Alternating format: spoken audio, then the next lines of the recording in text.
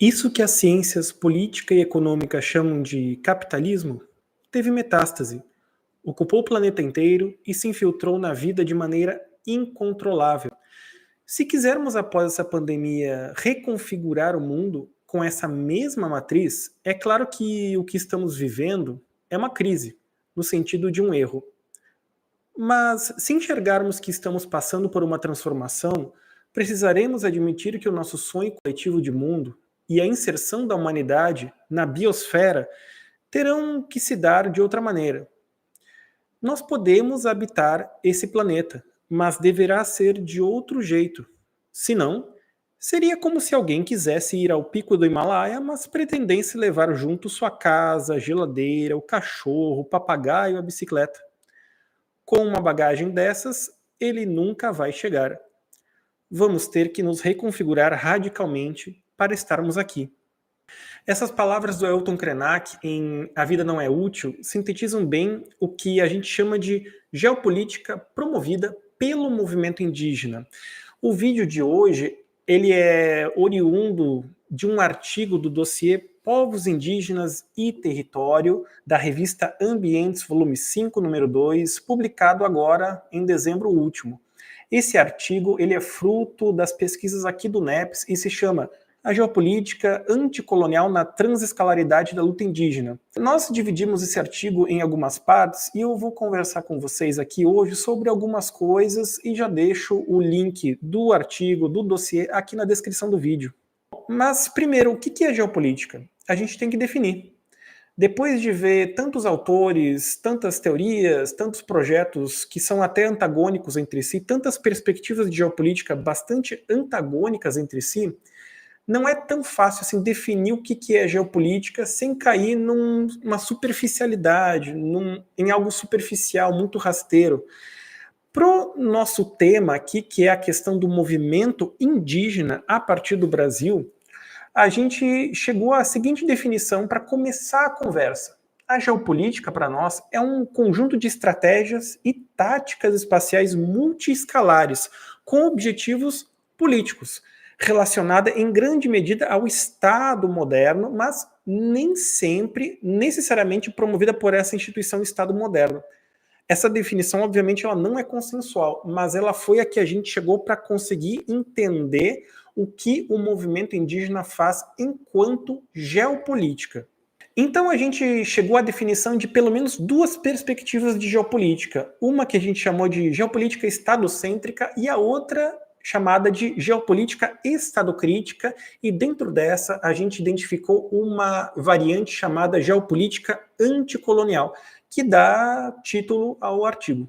O que é essa geopolítica estadocêntrica? Ela é, na verdade, a mais difundida. Ela é a perspectiva de geopolítica mais mainstream, mais pop. Ela é a mais usual desde lá o finalzinho do século XIX, início do século XX, quando o sueco Rudolf Kjellin cunhou esse termo geopolítica, em 1899.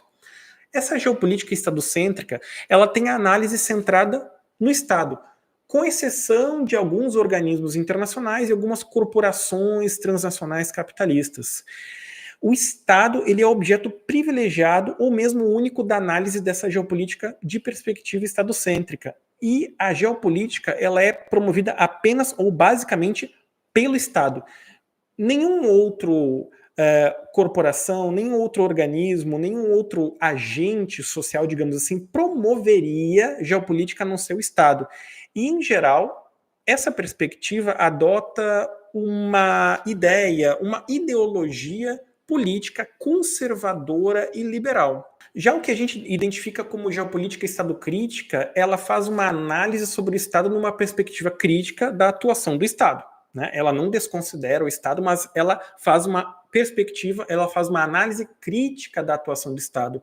E ela engloba outros agentes, como as grandes corporações privadas e as organizações não governamentais, as ONGs. É dentro dessa perspectiva estadocrítica que a gente identifica uma vertente anticolonial, uma geopolítica anticolonial. Mas o que é isso? Essa geopolítica anticolonial, ela considera direta ou indiretamente a geopolítica como promovida por movimentos sociais e grupos subalternizados diversos, ou que a gente também chama de geopolítica dos de baixo. Ela não diminui a importância do Estado, mas toma o Estado como uma instituição colonial e apenas um dos incontáveis modos de se organizar politicamente o espaço. Então não desconsidera o Estado moderno, mas faz uma crítica e admite e foca que a geopolítica ela também é promovida por movimentos sociais e outros grupos marginalizados. Depois de falar de geopolítica, a gente entra na análise, digamos assim, empírica, análise da realidade, que é a política de escalas na luta indígena, né? Considerando que nos últimos anos, nas últimas décadas, mas principalmente nas últimas 2 décadas, a gente vê na realidade o movimento indígena a partir do Brasil se transnacionalizando ou se transescalarizando, ele atuando em múltiplas escalas, desde as mais locais, dos territórios ancestrais, até as escalas que a gente chama de internacional ou global, participando de fóruns globais, conseguindo publicizar a luta indígena em vários fóruns globais, etc. E como isso tem retroalimentado as lutas nos territórios ancestrais. Um primórdio disso, a gente poderia falar que seria a Eco 92, que foi feita no Rio de Janeiro em 1992. Só que naquela época, os grupos subalternizados, indígenas principalmente, eles ficaram de fora, eles não entraram pela porta da frente. Tanto é que eles promoveram uma ação direta, uma prática espacial chamada de Cúpula dos Povos, onde algumas lideranças, como as Yanomami, por exemplo, Davi Copenau estava lá, eles redigiram uma carta que vocês encontram aí pela internet, também tem um trechinho ali no artigo, onde eles já falavam que era preciso organizar, pelo menos nacionalmente, o movimento indígena, que até então estava desarticulado. Antes da gente entender como que o movimento indígena no Brasil ele se transnacionaliza ou se transescalariza, ele atua em múltiplas escalas, a gente precisa entender, para quem não conhece, como que o movimento indígena se articula dentro do nosso país, dentro do Brasil. Aí nós temos uma figura que a gente pensa, pelo menos a partir daqui onde nossos pés pisam, que é o nosso Baixo Tapajós, a região do Baixo Tapajós, que agrega os municípios de Santarém, Belterra e Aveiro. Bom, primeiramente, nós temos propositalmente em cima da figura as aldeias, onde digamos assim, o corpo público deliberativo, ele é os moradores das aldeias que se organizam nas assembleias, enfim, para deliberar sobre os assuntos de interesse comum. Depois nós temos os conselhos territoriais, como aqui na nossa região nós temos o Conselho Indígena do Planalto, dos Munduruku Planalto, nós temos o Conselho Kumaruara, nós temos o Conselho Tupinambá, etc. Depois nós temos o Conselho Regional, que no nosso caso aqui é o Conselho Indígena Tapajós Arapiuns, o CITA, que abarca a região do Baixo Tapajós. Depois nós temos a Federação Estadual, que no caso aqui é a FEPIPA, né, a paraense, e depois nós temos, digamos assim, dois caminhos. Nós temos a Coordenação Amazônica, que é a COIAB, a Coordenação das Organizações Indígenas da Amazônia Brasileira, e a APIB, a Articulação dos Povos Indígenas do Brasil. Aí, depois disso, nós temos algumas organizações transnacionais ou transestatais, elas que atravessam as fronteiras estatais. Nós temos, por exemplo, a Coordenação da Bacia Amazônica, em espanhol, COICA. Mas nós também temos outras organizações transescalares aqui na nossa América do Sul, como o Conselho Guarani, enfim. O importante é que nós detectamos nas nossas pesquisas que o caminho deliberativo majoritário, ou seja, as grandes decisões, as decisões efetivamente, elas se dão em geral, é claro, há várias exceções e várias contradições nisso, mas naquilo que nós estudamos, que nós conseguimos compilar de informações, nós vemos que o caminho de deliberação, de decisão, ele vai da aldeia à PIB. Ou seja, mais ou menos aquele lema que a própria APIB tem, da aldeia à APIB. Ou seja, nós não temos um presidente, uma figura presidente da APIB que vai tomar as decisões sobre o movimento indígena. Mas nós temos inúmeras, milhares de aldeias inúmeros conselhos territoriais, conselhos regionais que deliberam e assim enviam porta-vozes, delegados para instâncias, entre aspas, superiores até chegar às questões de interesse nacional e mesmo internacional ou transestatal, né? Então nós não temos majoritariamente, ou seja, em geral, um conjunto de decisões do movimento indígena de cima para baixo, mas sim de baixo para cima.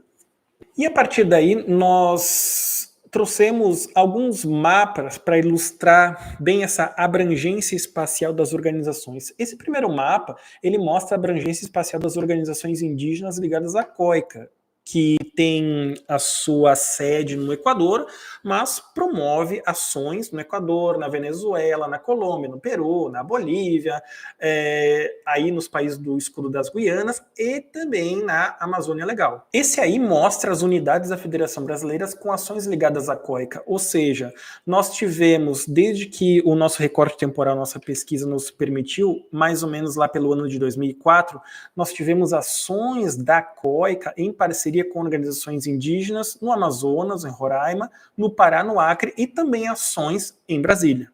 Aí nós temos um mapa de articulações transnacionais da luta indígena, ou seja, o número de viagens relevantes de ativistas indígenas do Brasil para fora do Brasil. Nós temos aí uma predominância, uma concentração espacial de viagens pela Europa, nós conseguimos identificar 24, depois Estados Unidos, Peru, Canadá, Argentina, Egito, Suriname. Esse mapa mostra falas e intervenções importantes de ativistas indígenas em eventos fora do Brasil. Mais uma vez, nós detectamos uma concentração espacial na Europa. Nós tivemos pelo menos 15 falas e intervenções de ativistas indígenas em fóruns de importância internacional, como fóruns da ONU, como o Parlamento Europeu, etc., né? Depois vem Estados Unidos, Uruguai, Marrocos, Egito, Peru e Catar, até onde a gente conseguiu identificar. Tudo bem, mas e toda essa política de escalas, como é que ela tem retorno ou retroalimentação? Essa publicização, essa ocupação de espaços em fóruns globais, ele acaba retornando e retroalimentando as lutas nos territórios ancestrais de algumas maneiras. Por exemplo, nós temos os chamados protocolos de consulta e consentimento baseados na Convenção sobre Povos Indígenas e Tribais 169 de 1989, da Organização Internacional do Trabalho, a OIT. Nós temos hoje ao menos 21 protocolos de consulta na Amazônia e vem seguindo, né? Ou seja, qualquer empreendimento, qualquer ação de Estado, empreendimento privado que altere ou que vá impactar significativamente algum território indígena, é preciso que os povos indígenas sejam consultados. Algo tão trivial, algo tão básico e que raramente, muito raramente, é executado. Nós temos também outro exemplo de retorno à luta dos territórios ancestrais, que é a questão do financiamento.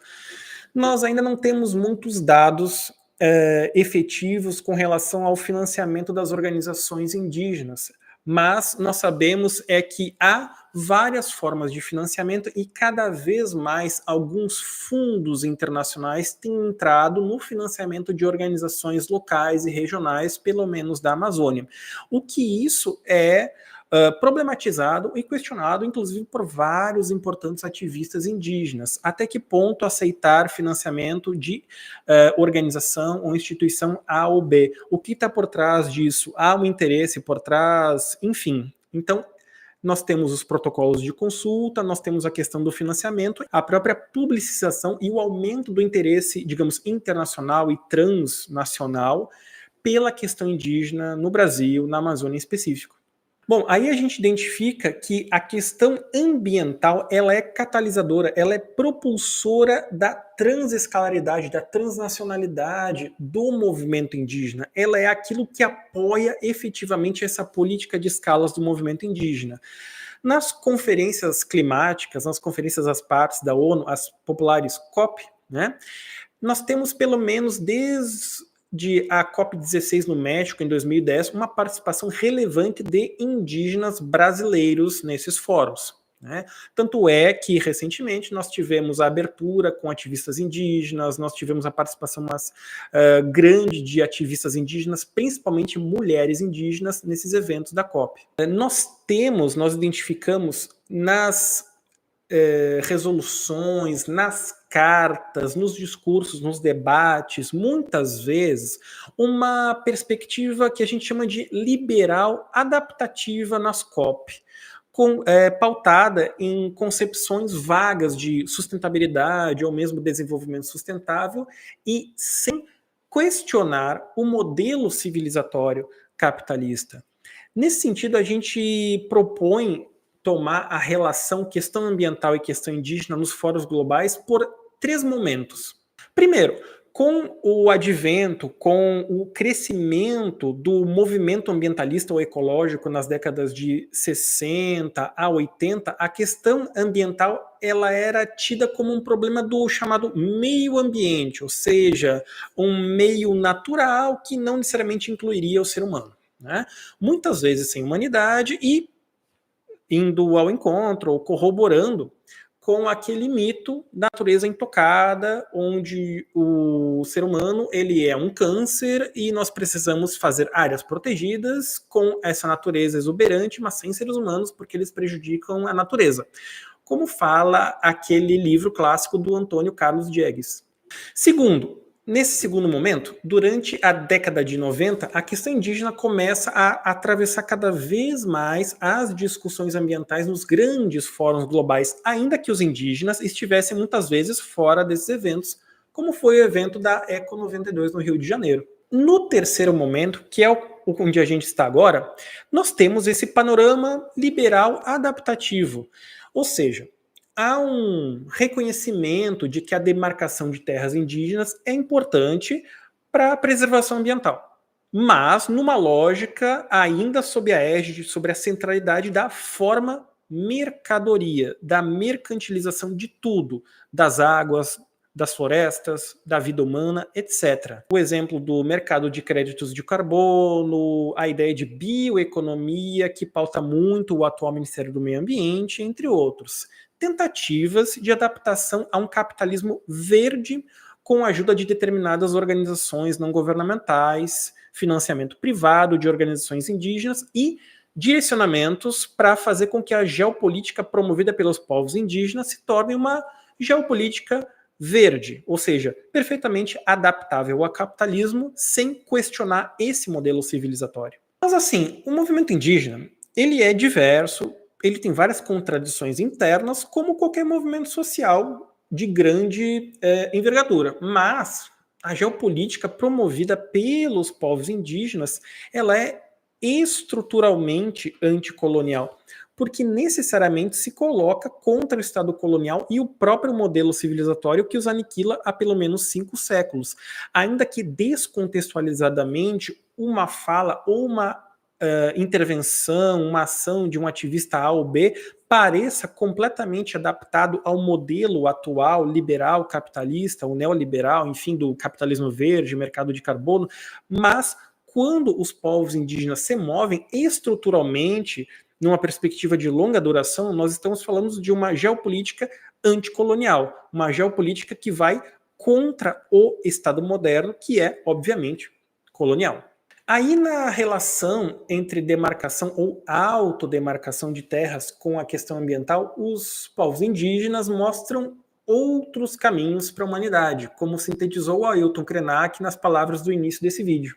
Então, para a gente entender o que se passa em nossa Abya Yala com o movimento indígena, nós precisamos alargar o entendimento de geopolítica. Nós precisamos pensar conforme a realidade do nosso século XXI, que não é mais aquela das guerras interimperialistas do final do século XIX e início do século XX, em que a geopolítica foi pensada sempre como algo promovido pelo Estado. Não existiam outros agentes sociais. E mesmo uma geopolítica praticada pelas grandes corporações transnacionais. Nós temos que alargar o nosso conceito para não deixar de lado, obviamente, a importância do Estado moderno e das grandes corporações privadas, mas entender que cada vez mais movimentos sociais emancipatórios, movimento indígena, neozapatistas do México, movimento de trabalhadores sem terra, via campesina, etc, etc, cada vez mais eles promovem geopolítica. Então, nós precisamos alargar o nosso entendimento de geopolítica e assim eu convido todas e todas a ler mais esse resultado das pesquisas do NEPES, que está no dossiê Povos Indígenas e Território da revista Ambientes Última. Todos os links estão aqui abaixo. E você inscreva-se no canal do NEPES, compartilhe os nossos vídeos e contribua com a divulgação científica.